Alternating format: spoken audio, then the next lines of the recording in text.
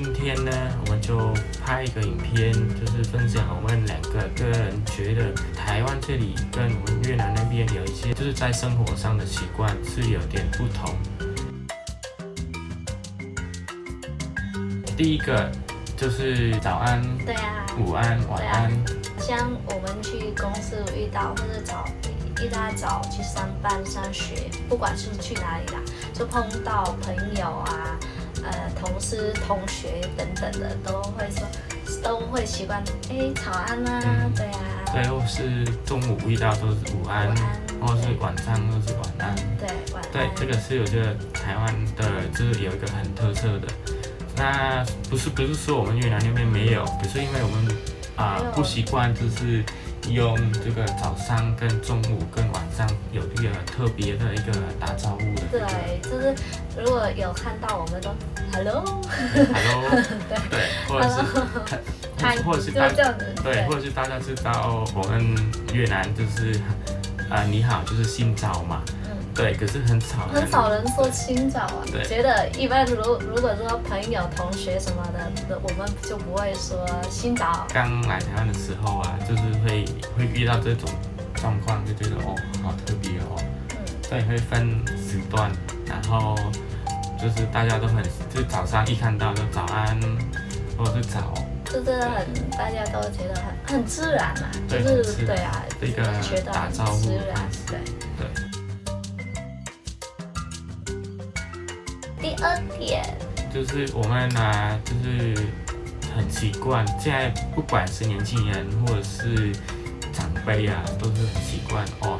就是你出去工作回去，他都会问你薪水是多少，你每个月的收入是多少，或者是你有打工或者是其他的额外的收入，那你赚的那些大概是多少？对啊，习惯问薪资、年龄，对，那台湾这里就是我很少会遇到，因为我们这里住已经有算一段时间蛮久了。对，现在我习惯了台湾这边，我也不会去问他薪水多少。我说实话哦，我不知道我这一位隔壁的这一位薪水是多少哦。对，他没有问过我，那我也没有问题，我也没有去问他薪水多少。对，因为这个应该是被融入台湾这里的文化。对，那我觉得台湾这里很少人会去问这个。对啊，但是越南是有一点不一样的。像我家的爸爸妈妈，他就是每一年因为他知道我每年可能会有调薪，或者是会有年终。那到那个时段他很厉害哦，他都会问那你今年薪水有调吗？然后你有没有加多少？有没有加多少？然后你有没有给你加薪水？然后不是会跟我们要，但是我们那边的习惯就是这样子，对，都会问小孩，薪资多少啊？也是说，如果你薪资有加蛮多的，他们会替我们开心，对，都会习惯这样子。这个是习惯上的对，或者是我们会问年龄，你现在几岁？比如我比较大，我会叫姐姐。如果那个比较小，那就是一定是妹妹要叫我是姐姐，那才会表示一个礼貌性的，对，不像台湾，我觉得都是你跟我，对不对？有时候我刚来的时候也觉得，哇，因为当时我阿姨是住阿公家嘛，我看阿姨都跟阿公说你跟我，我说那有点奇怪呢，为什么都是称呼是你跟我的？但是来久了又习惯觉得这也还蛮说不要那么麻烦，对，去分那么多，然后台湾的人就是很多女生是不喜欢说，就泄露自己的年龄。第三个不一样的这个生活习惯就是送礼物。我所知道台湾这里的话，第一个鞋子你可以送，可是接受的那个被送的人要给钱，给一点钱，对，算是自己买，对，买一双，对啊，因为不然就是可能如果是男女朋友的话就可能就会分手。